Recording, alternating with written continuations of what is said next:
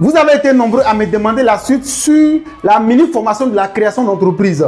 Nous avons vu ensemble ce que c'est que les dividendes. Nous avons vu ensemble ce que c'est que le capital social. Nous avons même vu les 3 plus grosses erreurs qu'il ne faut jamais commettre avec le capital social, encore moins avec les dividendes. Aujourd'hui, c'est une vidéo bonus. Aujourd'hui, c'est un secret que je vais te donner ici. Mais bien avant de dévoiler ce secret, je vais m'assurer aussi que tu as liké, commenté et partagé cette vidéo à au moins 5 personnes de ton entourage parce que ça peut sauver des vies, ça peut sauver des business. Beaucoup de personnes, lorsqu'ils lancent leur entreprise SARL, ils font même des bénéfices. Au lieu de prendre cet argent pour réinvestir dans leur business, qu'est-ce qu'ils font? Ils prennent cet argent pour impressionner les amis, pour impressionner les go, pour frimer, pour chercher à faire la Java ou même le boucan. Ils prennent même cet argent pour acheter des objets de luxe qui ne servent à rien à l'entreprise.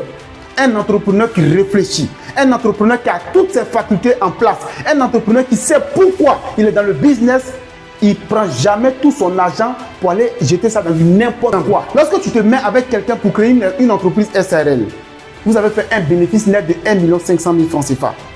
Normalement, quand vous réfléchissez, vous allez diviser l'argent en 2 parties au moins. Vous pouvez faire en plusieurs parties, mais en 2 parties déjà, c'est déjà bon. La première moitié, vous allez prendre pour partager ça entre vous les associés.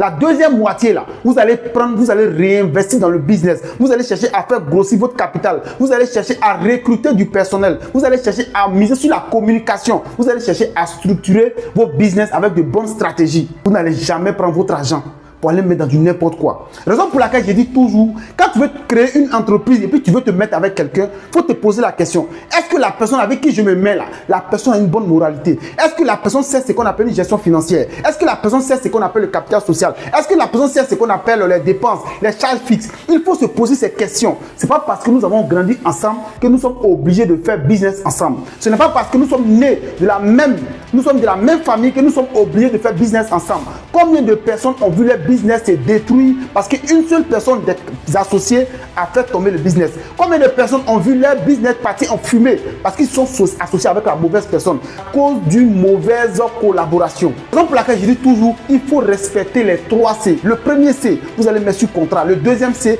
la complémentarité, qui apporte quoi? Et le troisième, c'est vous êtes ici pour faire de l'argent. Donc si quelqu'un n'est pas en mesure d'épouser cette idéologie, d'épouser cette vision, alors il est préférable de lancer l'entreprise étant seul. Parce que je dis toujours, ici c'est pas palabre, ici c'est pas danse, c'est vrai business qu'on démontre ici. Si toi aussi tu veux rejoindre l'aventure, c'est simple, il suffit juste de s'abonner et de partager cette vidéo à une personne de ton entourage qui a l'habitude de gaspiller son argent.